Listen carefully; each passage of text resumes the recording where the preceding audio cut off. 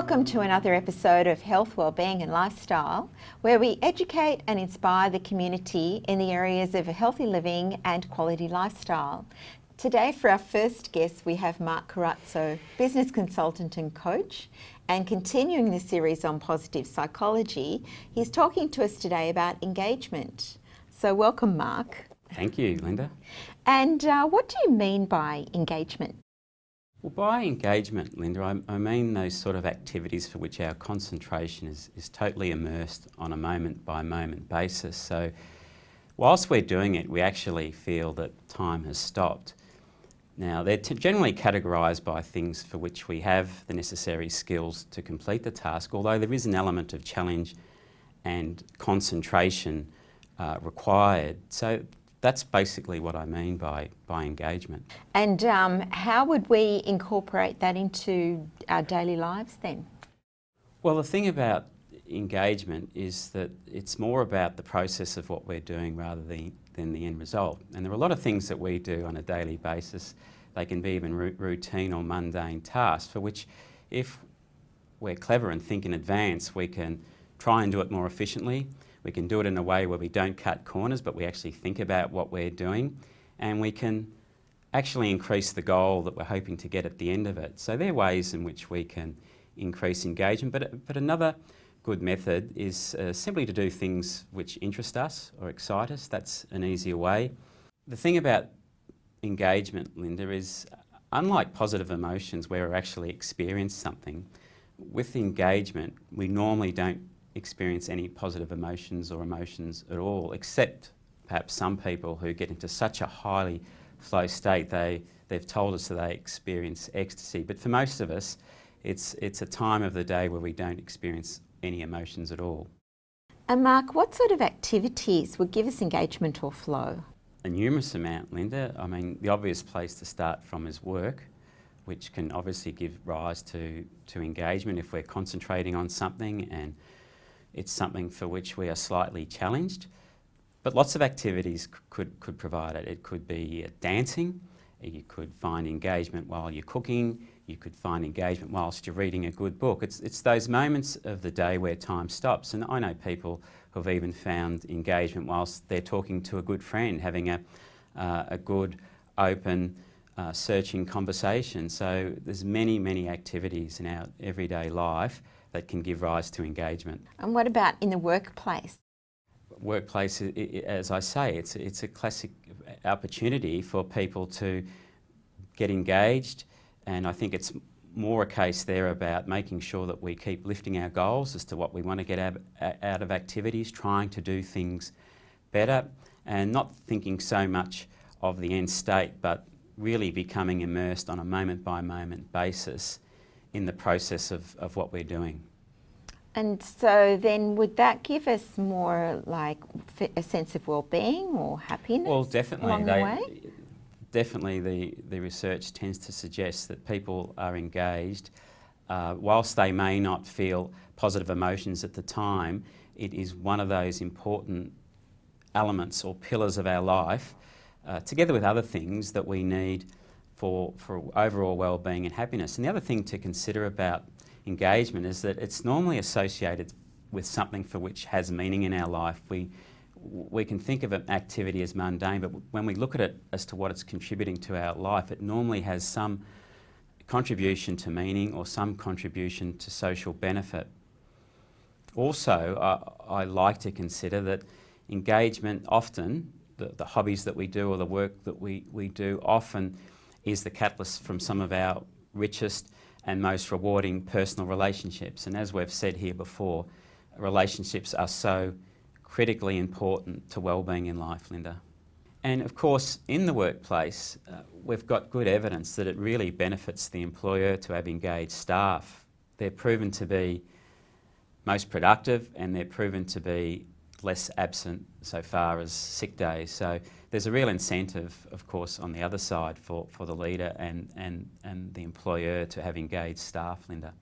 And would you say then that being engaged or in flow, is that the equivalent of being, people, you've talked about meditation before, can that you can bring that into anything that you're doing? I suppose there is a connection there, Linda, because one of the things about engagement is because our mind is so intensely occupied by what we're doing, we do not have the mental capacity to think of negatives in our life. And one of the great benefits of meditation is we learn to still our mind.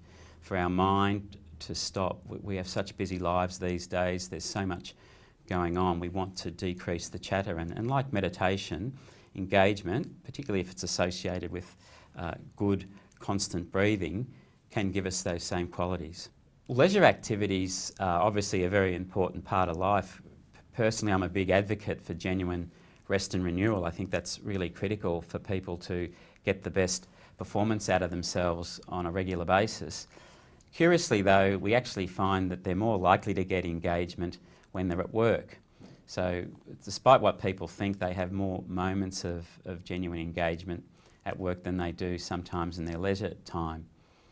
In regard to leisure, Linda, we certainly need our rest and renewal to get high levels of performance. So we should pick activities in our leisure though that give us engagement, for which we have to concentrate. They say when we watch television that we don't always get the level of engagement that we think we do. I think on only about 7 to 8% of occasions that we watch TV we're engaged. So I think the challenge is when you do those activities to find things which you gather information from that is interesting to you, for which you have to concentrate on. That's how we can lift our engagement during leisure times. And what about some hints or tips for our viewers about how to bring more engagement? Would you have any top tips? Oh, look, I think try and find something that you do every day, even if it's something that you think is fairly mundane or routine. It may be cooking, it may even be washing up, and try and put a little bit more process into that. Try and do it in a little bit better fashion. Don't think so much of getting it out of the way, but of the fact that you are concentrating in every moment. And I think also with engagement, it's very important to be present, to be in the moment, to be well aware of what's happening to you from time to time. Thank you, Mark. And for more on Mark Corazzo and engagement and positive psychology, then please go to our website, healthwellbeingandlifestyle.com.au. And if you have any comments, queries or requests, then you can also contact us through our website and leave a message.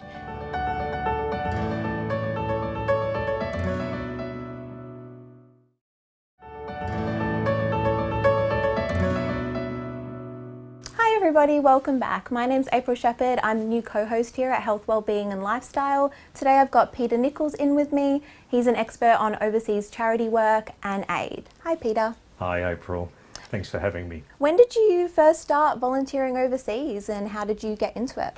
We went with my daughter's school to Papua New Guinea many years ago, about 9 years ago, and we stayed in a little village called Buna. Buna is at the end of the Kokoda track. About 200 people live in the village. No running water, no flushing toilets, there are long drops, there are holes in the ground, and no electricity. They had 2 unfinished classrooms, the facilities were terrible, 3 unfinished teachers' quarters. When I came back to Australia, I wanted to raise money to finish the teachers' quarters off and finish the classrooms off. So we were able to put a concert on. I went back to Papua New Guinea to supervise the finishing off of those. A tsunami had hit Buna and wiped out the entire area. All of Oro province was wiped out by the tsunami. We stayed again with Claire, our host family. Claire cooks outside on corrugated iron. Her oven is actually an old army tank, gas tank that's cut in half, and she uses that as a Dutch oven to do all her cooking. Eutychus at the time, the son that showed us around, 15 years of age. A lot of times, most times, their education stops at 10, 12, 13, 14 years of age because they don't have the facilities there. They don't have the teachers there. So they really have nowhere to progress. So they stay on. His dad was working in the mines in Bougainville. His uncle, who lived next door, was a fisherman. That was their life, subsistence farmers and fishermen. So that's what they went into because it's so remote and because their education wasn't there. Because the education was better, and because the facilities were better, the teachers came, the kids wanted to go to school, Eutychus' education improved to a standard so that he was able to go on to university, and he's now the top Italian chef in Port Moresby. So that's how it got started, and then we progressed on from there. I actually went on a holiday, a cheap holiday to Vietnam. I always wanted to go there. The hotel manager and I became good friends, and he was telling me about the work he started doing in the mountains with the indigenous people in the very remote mountains in Vietnam, just out of Da Nang. He was building a school up there, and I said, I can help you. I've got some money left over from the project in Papua New Guinea, and that's how it started in Vietnam. We've now completed 5 schools in Vietnam as well, assisting villages that are extremely remote. Again, no running water, no power, so we're able to put solar on the roofs of the schools so that they've got power there, so that we've got supporters now that provide reconditioned computers, so the kids have got better facilities at the school, again, so that they can choose whether they want to stay in Buna, in the village, to be a fisherman, or in Vietnam be a tree lopper and a tree grower or a rice grower, or no, I don't want to do that, I want to go on to be other things. When we first started doing it, my Australian brain said, this is what you should do, this is what we can do, this is how we can help them. But that's me thinking in Australia with my Western brain. You go to these countries, you need to know the culture, you need to know the religion, you need to know what they can grow and what they can't grow there. Tam Lan, one of the villages, we've just built a library and facilities there at the school in remote Vietnam. They are honey growers and peppercorn growers. So they can't grow other vegetables and things, but by helping them and helping them with their education, they can then start producing honey on a larger scale that helps the rest of the community. It's very sad. During the Vietnam War, Agent Orange was used, and Agent Orange causes cancer. That is now in their DNA, and it's passed down from generation to generation. It causes, not all the time with children or adults, it causes massive deformities, so we also help with education facilities for those people suffering the disabilities from Agent Orange as well too. And what would you say is your most memorable experience from being overseas and doing all this amazing work? So many things. To look at the children, help the children. Eutychus, to help him go from being this 15-year-old kid with almost no future other than being a fisherman or a vanilla. They grow vanilla beans in Buna. For him to now be the top Italian chef in Port Moresby and see him with his big chef's hat on is fantastic. A little girl in respite care, 10 years of age, half a heart and one lung, to be such good friends with her and to go over and to help her with her learning. Other children in respite care that are in wheelchairs, the look on they're very shy. They're very shy people, the Vietnamese, but to see the looks on their faces when we go in and help them with new books or better equipment to help them get around, whether it's wheelchairs or things like that. There is extreme cases. Miss Tam, 22 years of age, so badly bent and twisted, she's never been off her bed. So we provided a new bed for her. It's things like that. It's seeing the appreciate. They don't expect anything. They don't want anything, but they need so much. And it's all those memorable moments of helping the children. And I want to give back and give children the opportunity to be the best that they can be. And it's the most rewarding thing to give to other people, to see their thanks. Dairy cows, we give a lot of dairy cows as well. One dairy cow not only gives milk to a family, but a calf that they have is worth about 2 years of hard labour. So they're able to sell that calf. The cows live in better conditions than the families. They're treated like royalty because the cows mean so much to them. So it's very emotional going over there and seeing what we do, but it is a matter of going over, and really education is the most important thing and the key to helping people all over the world. That's so wonderful. And what would you suggest to people in Australia who want to go over and help and volunteer? We don't want it to be a roadshow of people going and visiting, but if you can go over and help in the schools, volunteer in any way you can. If you can't afford the money to go overseas, do what you can here. For our charity, we've got people knitting beanies, we've got people knitting jumpers, we've got people making quilts. So they might not be able to donate money, they can donate their time and talent to be able to help out those people overseas. And if children, I'd love the federal government to fund every 15 to 16-year-old to go to a third world country. I think we would have a better work ethic from our children, a better understanding of how lucky we are, because the children would really appreciate how lucky we are here in Australia. I think that's so true, and thank you so much, Peter, for coming in and having a chat with us. If you're interested in volunteering overseas or want to know more about Peter, his webpage will be on our website.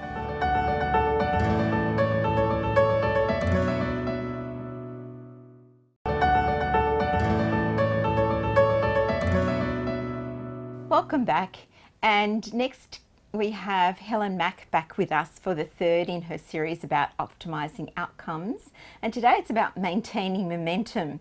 So over to you really, Helen. How do we maintain momentum? Isn't it hard? Sometimes we get things going, we just get started and then something gets in our way and we grind to a halt. Or it just feels so hard that we never even get going in the first place. So maximising momentum is about taking advantage of the little improvements, of the little successes that we have along the way.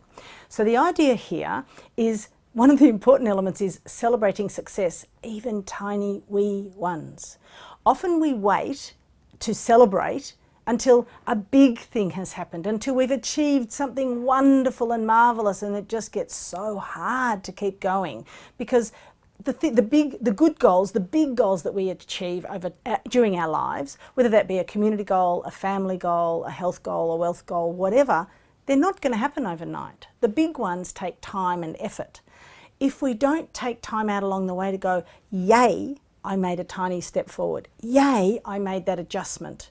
If we don't celebrate along the way, then it can very much feel like a grind. So maximising momentum is partially about celebrating the baby steps along the way and not waiting until the end for the big party. As you and I know, sometimes goals change. If you wait till the end, you might not get to the end that you thought it was going to be. You might have had a detour and end up in a completely different outcome in terms of what you want to be able to celebrate. So as a very small example, I got married in isolation. So we had all kinds of plans for this fabulous wedding ceremony that we were going to have, and it ended up being me and my beautiful new husband and 8 friends in a library at his farm. It was wonderful, but if we had only chosen to celebrate the big event, then we wouldn't have been celebrating the little wins along the way, the little pieces of the puzzle that fell in, the fact that my dress arrived 48 hours before the wedding, that was a celebration. So all of those little pieces kept us going at a time when sometimes it felt really, really hard. We need to make sure that we're recognising our efforts and the efforts of others in our team, our crew, our family, our group. Recognising other people's efforts can also help our momentum build and grow. It can even be, because I was just tuned into that, I kind of heard a lot of this stuff, and then I thought, what really clicked with me was something like, and I'm sure you use this, is like giving yourself a treat when you get to a certain stage, or really celebrating it in a way that is important for you. And what you've said there is perfect. What's important to you. So what you might use to celebrate and what someone else might use to celebrate can be two completely different things. And I think we also have an unfortunate habit of deciding that we're going to celebrate with big stuff. So as an example, I'm a reader, I love reading, and so a treat could be just spending an hour with a book, curled up in a corner, or it could be going and buying a book, whether that be online or wandering to a bookshop. One of my very good friends and business partners, what he does is when he's achieved a small goal that he wants to celebrate, he takes himself off to the movies. He has 3 young children. He goes to the movies to watch a U-Butte, boys kind of adventure flick, no children, popcorn, relax, do nothing for a couple of hours, and then comes out refreshed and ready to take the next step. So there's no rules about what the celebration has to be. No, that's wonderful. It just is what boosts your optimism, isn't Correct. it? What makes you feel good, yeah. Great. How we can maintain an optimistic attitude, especially, there's always changes happening in life. We always have the things evolving, as you've been sharing in previous segments. And how can we maintain that? So when we're looking at maintaining momentum, the optimistic attitude is clearly part of it. We need to be able to roll with the punches. We need to deal with the ups and downs. I think if life was just flat and everything was the same all the time, it would be quite boring. But we do have to deal with peaks and troughs. We have to deal with detours and obstacles. And to maintain momentum, we have to do two things simultaneously. We have to keep our eye on the prize. So we have to keep one eye, if you like, on the ultimate goal, and keep checking that we're still on path for that, or has the detour taken us somewhere we like? And then the second piece is that we need to keep an eye on the road ahead of us. Is there a dirty great big hole? Do we need to detour? Are there things that we need to adjust so that we don't have too many troughs? Because sometimes the troughs that we fall in are of our own making. Sometimes we need to make sure that we don't fall into those troughs. But if we do, that's okay. We're allowed to pick ourselves up, dust ourselves off, and take the next step. Such a thing as too much of a good thing, too much momentum about moving, going forward? Yeah, I think sometimes if we're changing too fast or taking on too many new things, our system goes into shock. And so too much momentum, too much change can be exhausting. So it's great to really get yourself going, but make sure that you're monitoring your energy levels. Make sure that you are filling yourself up both with food and water, like the general, nutrition type things, but also with hanging out with good people, putting in some positive or affirming information into your head, making sure that you're not spending time with people who are naysayers about your goal. So too much momentum can be exhausting, and if we get too fast, we sometimes just need to go, okay, I just need a time out. Sometimes too much momentum will take us past the point where we should have made an adjustment, and when we end up at the other end of the road, we'll go, this isn't quite where I wanted to be. And easy to go off course then, I suppose, and go off on the path and suddenly realise that that's not really good feeling for me. That's right. If we go back to our questions from last time, just checking in with the why. Why was I doing this in the first place is a good way to check. And from years ago, I remember going to a training around goal setting in the business, in the corporate kind of sense, and they said, it's all very good to be climbing the ladder, but every now and then you have to make sure that it's leaning up against the right wall. Thank you, Helen. And we'll finish the show now on that. And for more information on Helen Mack and optimising outcomes and maintaining your momentum, then please go to her webpage on our website, healthwellbeingandlifestyle.com.au. And we'll be back with Helen next time talking about how to maintain an optimistic mindset.